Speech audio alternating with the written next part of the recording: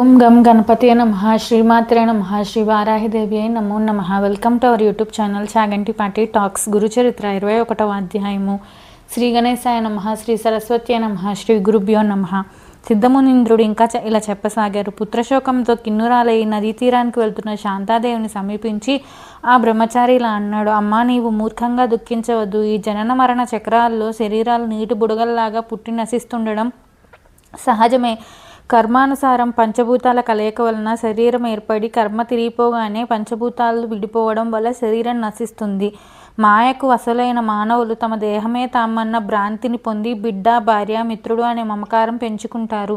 వారు సత్వగుణం వలన దైవత్వాన్ని, రజోగుణం వల్ల మానవత్వాన్ని, తమోగుణం వల్ల అధోగతిని పొంది కర్మఫలం అనుభవిస్తారు. ఈ సృష్టిలో ఇది ఎవరికైనా తప్పదు. అది తెలిసిన జ్ఞానులు పుట్టుక వలన సంతోషాన్ని కానీ మరణం వలన దుఃఖాన్ని కానీ పొందరు.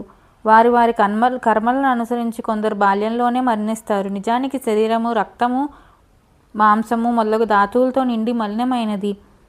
బుద్ధిమంతులు ఇటు శరీరాన్ని నిత్యం ప్రియము అని భావించరు. ఎన్నెన్ని జన్మలలో ఎవరెవరికి తల్లులో, బిడ్డలో, భర్తలో ఎవరికెరుక? ఇతడు నీ బిడ్డడన్న భ్రాంతితో శోకిస్తున్నావు. ఆ మమకారాన్ని విడిచి శాస్త్ర విధిని అనుసరించి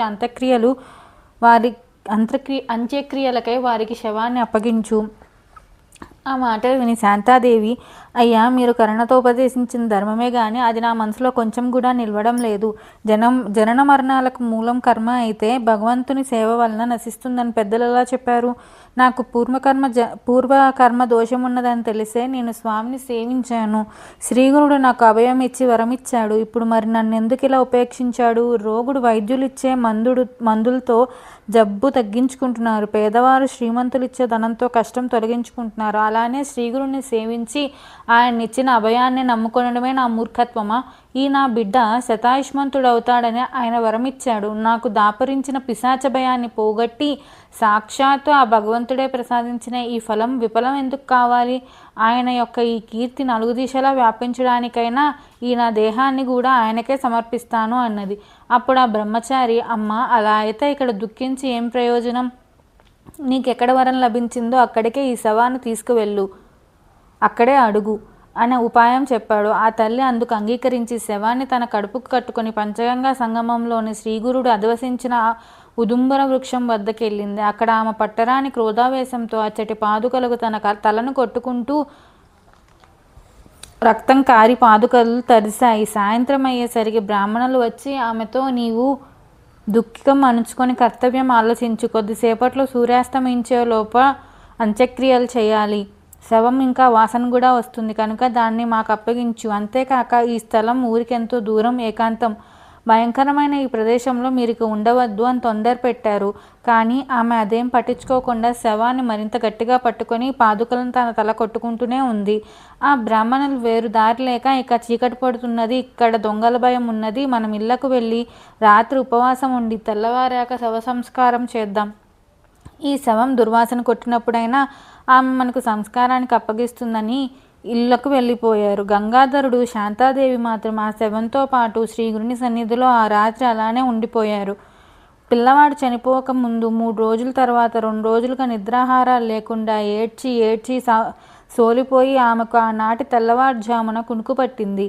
అప్పుడు ఆమెకు స్వప్నంలో శ్రీగురుడు దర్శనమిచ్చారు. ఆయన జడలు, విభూతి, పులితోలు, రుద్రాక్షమాలు ధరించి ఉన్నారు. ఒక చేతిలో దండము, మరొక చేతిలో త్రిశూలము ధరించి ఉన్నారు. ఆయన బయట నుండి వీరున్న ఉదంబర వృక్షం కిందకు వచ్చి ఆమెతో, అమ్మ, నాపై నిష్ఠూరాలాడతావెందుకు? నీ బిడ్డకేమైంది? నేనిప్పుడు అతనికి వైద్యం చేస్తాను అని ఆ శవానికి విభూతి పూసి పిల్లవాని ముక్కులో గాలి ఊది, అమ్మ, నేను నీకేమై అపకారం చేశాను? ఇంకా ఉపకారమే చేశాను. నీ బిడ్డ శరీరం నుండి వెళ్ళిపోయిన ప్రాణవాయువును మళ్ళీ ప్రతిష్ఠించాను. నా మీద పెట్టుకోవద్దు, ఇక దుఃఖించకు అని చెప్పి అదృశ్యులయ్యారు. శాంతాదేవి త్రుళ్ళిపడి నిద్రలేచింది. కానీ ఇది నా పుత్రవ్యామోహం వలన వచ్చిన కలే కానీ చనిపోయిన వాడు ఇంకా బతుకుతాడా? నా ప్రారంధం ఇలా ఉంటే శ్రీగురుడు ఏం చేస్తారు అనుకున్నది. ఇంతలో పక్కనున్న శవం కదిలిసాగింది. ఆమెకు త్రాకి చూస్తే వెచ్చగా ఉన్నది. అంతలో ఆమెకు ఆ శరీరంలో ఏదైనా భూతం ఆవేశించిందేమోననిపించి భయమేసి దూరంగా వెళ్ళింది. కానీ పిల్లవాడు లేచి కూర్చుని అమ్మ ఆకలేస్తుంది, అన్నం పెట్టు అని ఏడుస్తూ ఆమె వద్దకు వచ్చాడు. ఆమెకప్పుడు అద్భుతంగా స్తన్యం వచ్చింది. ఆమె బిడ్డకు పాలిచ్చి భర్తను నిద్రలేపి జరిగినదంతా వివరించింది. అప్పుడు ఆ దంపతులు భక్తితో ఆ ఉదుంబర వృక్షానికి ప్రదక్షిణలు సాష్టాంగ నమస్కారం చేసి శ్రీగురునిలా స్తుతించారు. ఓ శ్రీ గురుమూర్తి, జయము జయము. సాక్షాత్తు త్రిమూర్తి స్వరూపులైన మీరు భక్తులపై వాత్సల్యంతో మానవ రూపం ధరించారు. వారి హితం కోరి నిరంతరం వారిని కనిపెట్టి కాపాడి తరింపజేయడానికై ఈ క్షేత్రంలో వెలిశారు.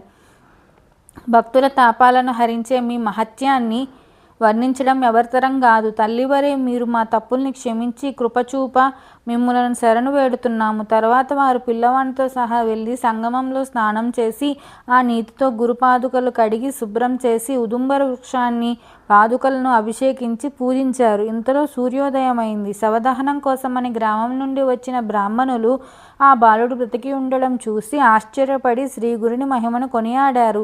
ఆ దంపతులు ఆనందంతో బ్రాహ్మణులకు భోజనం పెట్టారు. తర్వాత ఆ పిల్లవాడు విద్యా వినయ సంపన్నుడు, దీర్ఘాయువు, భాగ్యవంతుడు అయ్యాడు.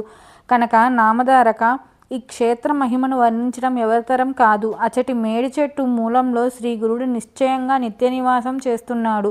అక్కడ ఆయనను భక్తితో సేవించిన వారికి కోరినవన్నీ నెరవేరుతాయి, సందేహం లేదు. అందుకే అచటి మేడి చెట్టు సాక్షాత్తు కల్పవృక్షమే.